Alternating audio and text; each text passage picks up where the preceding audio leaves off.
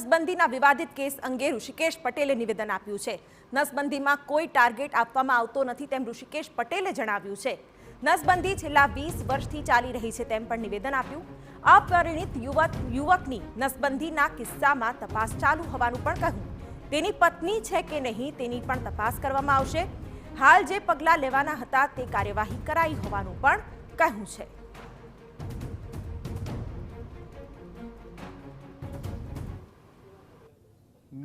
નસબંધી કૌભાંડ નથી, એ એકચ્યુઅલી છેલ્લા 20 વર્ષથી પરિવાર નિયોજનનો કોઈ પણ આપણે ગોલ આપતા નથી અને કોઈ પણ પ્રકારનો એમાં ટાર્ગેટ આપતા નથી કે એ ટાર્ગેટને અચીવ કરવાનું પ્રેશર એ જે તે કર્મચારી ઉપર રહે।